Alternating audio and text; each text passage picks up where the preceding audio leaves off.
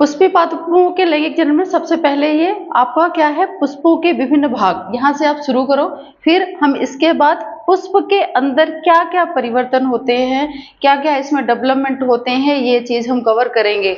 ठीक है, तो सबसे पहले हम यहाँ पे पुष्प लेते हैं कौन सा, गुड़हल का।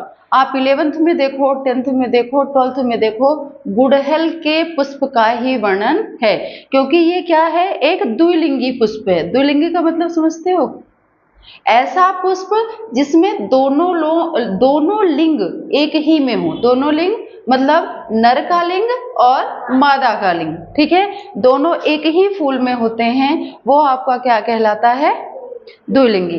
तो गुड़हल आपका एक ऐसा फ्लावर है जिसमें नरलिंग भी पाया जाता है, मादा लिंग भी, मादा जनन अंग भी पाया जाता है और नर जनन अंग भी। इतनी चीजें क्लियर है।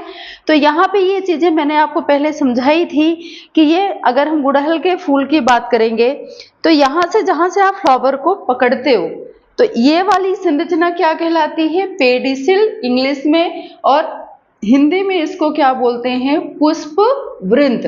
वृंत का मतलब क्या होता है, डंडी जैसी संरचना। ठीक है, तो ये पुष्प वृंत हो गया।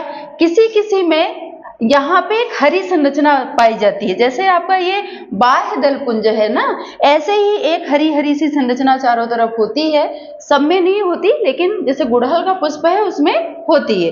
तो इसको हम क्या बोलेंगे, इपिकैलेक्स, या इसी को हम क्या बोलेंगे, अनुबाह्य दल, जो थोड़ी पतली ज्यादा और नुकीली टाइप की होती है, ये क्या है आपका अनुबाह्य दल, या इसी को हम क्या बोलेंगे, इपिकैलेक्स। इतना क्लियर है। अब हम आते हैं दूसरी संरचना में, ये वाली जो आपकी संरचना दिख रही है, ये वाली, ठीक है, ये आपका जब हमारा पुष्प कलिका रूप में होता है, बड्स के रूप में होता है, जब वो खिला नहीं होता तो उसकी सुरक्षा करने का काम कौन करता है, कैलेक्स। ठीक है, इसको हम हिंदी में क्या बोलते हैं, बाह्य दल पुंज। और अगर हम इसकी एक ये पत्ती तोड़े ना, किसकी, बाह्य दल पुंज की, अब ये इकट्ठी संरचना है इसलिए ये क्या है, बाह्य दल पुंज। पुंज का मतलब हमने समझाया था कि जो ग्रुप में संरचना होती है, इकट्ठी होती है, वो क्या कहलाती है, पुंज। तो ये संरचना इकट्ठी जब हम इसका अध्ययन करेंगे तो ये आपका क्या कहलाएगा, बाह्य दल पुंज, और इसकी भी संख्या कितनी होती है, 5। ठीक है, अब इसके एक भाग की बात करें तो एक भाग को हम क्या बोलेंगे, सेपल, या एक भाग को हिंदी में क्या बोलते हैं, बाह्य दल। तो यहाँ पे ध्यान रखना, इसके एक पार्ट की बात करें तो इसको हम क्या बोलेंगे, बाह्य दल। ठीक है, और इंग्लिश में क्या बोलेंगे, सेपल। क्लियर है इतनी चीजें, ये आपका सेपल हो गया।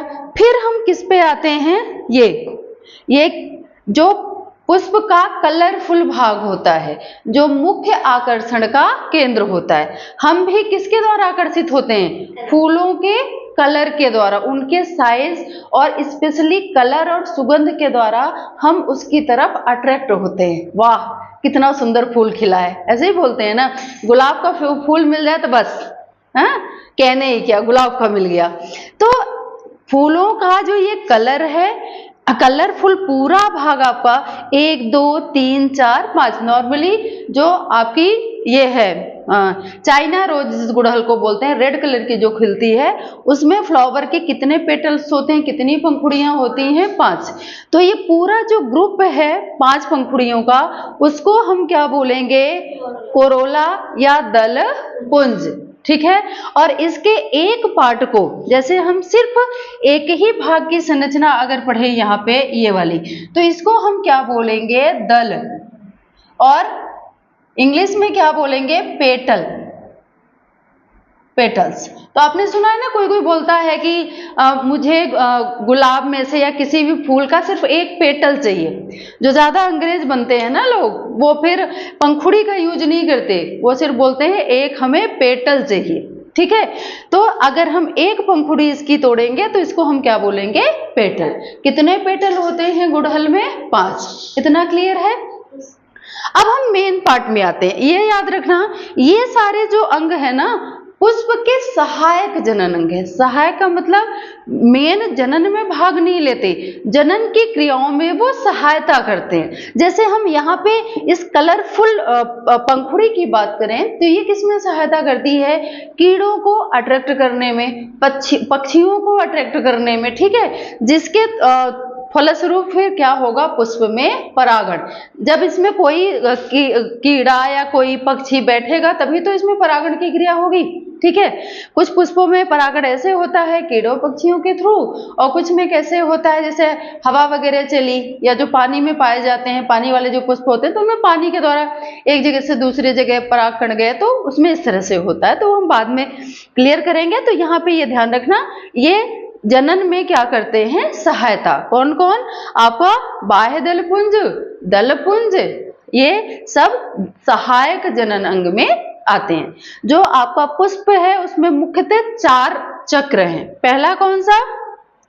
यहां से शुरू होगा।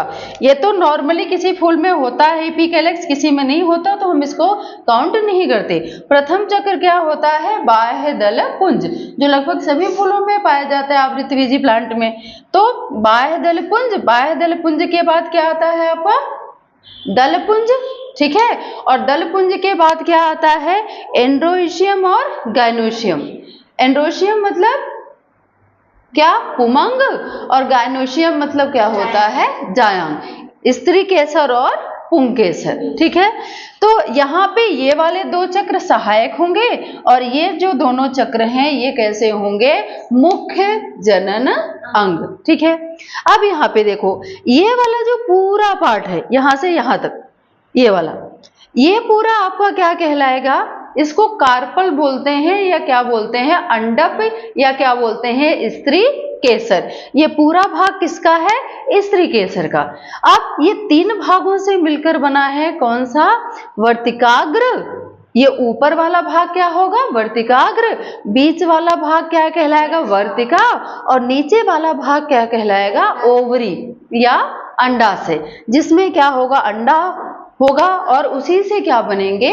बीज बनेंगे। तो ये सारी प्रक्रिया हम आगे इसमें पढ़ेंगे, ठीक है। ये सारी शुरुआत है, पार्टी शुरू हो रही है, शुरुआत का है कि फूल में क्या क्या होता है, ठीक है।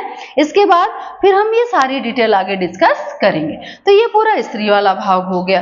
अब यहाँ पे स्त्री केसर से लगे हुए क्या होते हैं? ये क्या होते हैं? ये पुंकेसर, ठीक है। ये पूरा, इसमें जो आपका ये पुंकेसर होता है, पुमंग होता है, इसमें पूरा भाग नहीं, पूरा भाग नहीं, इसमें कई क्या पाए जाते हैं? पुंकेसर पाए जाते हैं। ये आपका पुमंग है पूरा, मतलब उसका मेल वाला भाग क्या कहलाएगा? पुमंग। और इस पूरे मेल वाले पार्ट में कई क्या पाए जाएंगे? आपके स्टेमन, ठीक है। ये सारे आपके क्या कहलाएंगे? स्टेमन। अब जो आपका स्टेमन है वो भी 2 भागों से मिलकर बना है। ये जो पतली तार जैसी संरचना ये दिख रही है, ये आपकी क्या कहलाएगी? फिलामेंट। फिलामेंट क्यों? बिल्कुल पतली तार जैसी संरचना। जैसे आप जैसे देखो ना, जो बल्ब में वो पहले, अब तो खैर एलईडी बल्ब आने लगे, सेफल आने लगा था, लेकिन पहले जो बल्ब होते थे जिनकी हल्की पीली पीली सी रोशनी रहती थी, उसमें फिलामेंट डलते थे, बिल्कुल पतला तार, टंगस्टन धातु का, ठीक है। तो लेकिन वो उसकी जो वोल्टता थी ना वो बहुत ज्यादा होती थी, वो बिल्कुल पतला तार होता था, और जब वही तार टूट जाता था कभी तो बल्ब हमारा फ्यूज हो जाता था, ठीक है। तो ये बिल्कुल उसी तार जैसी पतली संरचना है, इसलिए इसका नाम क्या पड़ा? फिलामेंट। इसको हम फिलामेंट या हिंदी में क्या बोलेंगे? पूतंतु, ठीक है। और जो ये ऊपर है इसको एंथर बोलेंगे, और एंथर के अंदर क्या पाए जाएंगे? पॉलन सैक, पराग कोश। एक एंथर के अंदर कितने पराग कोश होते हैं? 4। वो पराग धानियां या पराग कोश कितने होते हैं? 4, ठीक है। तो ये आपका पूरा किसका भाग हो गया? पुंकेसर का या स्टेमन का, ठीक है। ये 3 पार्ट से मिलकर बना क्या? जायांग। और ये आपका पुमंग कितने पार्ट से मिलकर बना है? 2, ठीक है, एक आपका फिलामेंट और दूसरा आपका क्या हो गया, एंथर। ठीक है, तो ये दोनों पार्ट आपके मुख्य जनन अंग है। इसमें ये जो पार्ट है मुख्य जनन अंग और ये वाले दोनों चक्र आपके क्या कहलाएंगे, सहायक जनन अंग। तो फूल के बारे में ये सारी चीजें क्लियर हैं, तो फिर हम इसमें अब आगे बढ़ते हैं। हम अब एक एक चीज डिस्कस करेंगे कि परागकोश क्या है। ठीक है, ये जो आपका केसर है, स्त्री केसर, इसके कितने भाग हैं, इसका क्या क्या कार्य है, तो हम इसको आगे डिस्कस करेंगे। ठीक है।